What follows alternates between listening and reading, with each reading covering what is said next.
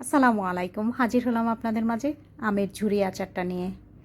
এই আচারটা আমরা অনেকেই অনেকভাবে করি, তবে আমি আমার মতো করে যে মশলাগুলো দিয়ে আচারটা করলে ভালো লাগবে, ঠিক সেই মশলাগুলো দিয়ে নিচের চিন্তা ভাবনা করে এই আচারটা রেডি করলাম।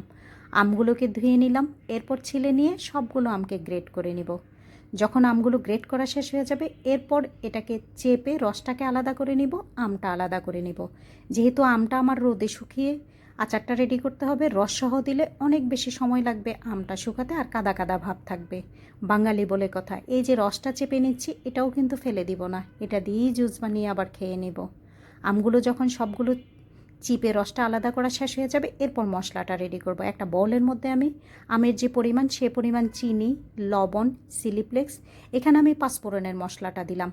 বাজারে কিনতে পাওয়া যাওয়া যে পাঁচফোড়নটা আছে সেটার সাথে আমি একটুখানি বেশি পরিমাণে মৌরিটা অ্যাড করে তারপর পেস্ট করে নিয়েছি। পরিমাণ মতো রসুন, সাদা সরিষা বাটাটা দিলাম যেন আচারটা খেতে ভালো লাগে। কালো সরিষাটা দিলে আচারটা একটু তেতো ভাব আসবে। পরিমাণ মতো সয়া সস, আর বড় পটের এক পট এখানে আমি কাসুন্দিটা দিয়ে দিলাম। সব কিছু দেওয়ার পর এটাকে খুব ভালোভাবে মেখে নিব।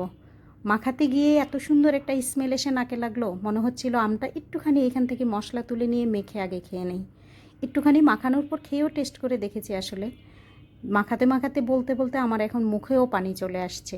সবশেষ এখানে সরিষার তেলটা দিয়ে দিব, আর মুখে দিয়ে একটু দেখব যে আমি যে পরিমাণ সবগুলো জিনিস চাচ্ছি সব কিছু এখানে ঠিক আছে কিনা। যখন সব কিছু ঠিক থাকবে, এরপর ওই যে চেপে রাখা যে আমগুলো ছিল, যে পরিমাণ আম ছিল তার অর্ধেক পরিমাণ পেঁয়াজ কুচি আমি এখানে আমের সাথে একত্র করে দিব।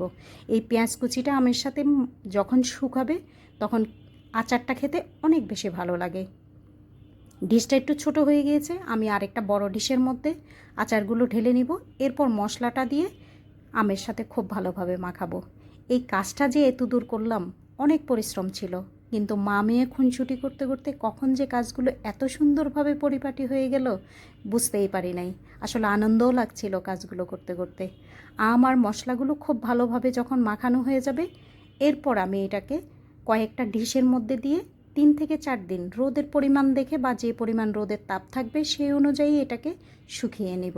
এরপর আচারটা আমার রেডি হয়ে যাবে। এই যে আচারটা রেডি করলাম, মাখালাম, এই মাখানোটা আপনাদের কাছে মনে হবে যেন খুব সহজ, এই যে মশলাগুলো দিলাম মাখালাম, কিন্তু এই যে সরিষা, এখানে মরিচের গুঁড়া, লবণ ছিল, মাখানোর পরে হাতটা মনে হয় আমার 3 থেকে 4 ঘন্টা এত বেশি জ্বালাপোলা করছিল, কিন্তু তারপরও কষ্ট লাগে নাই যে আমি একটা সুন্দর কাজ করতে পারলাম। ফাইনালি যখন আচারগুলো শুকিয়ে একদম রেডি হয়ে গেল, এরপর জারের মধ্যে নিয়ে এগুলোকে সংরক্ষণ করব।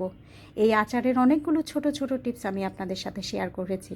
ফাইনালি আজকে আচারের পুরো প্রস্তুত প্রণালীটা তুলে ধরলাম। কেমন লাগলো সবাই জানাবেন। আল্লাহ হাফেজ।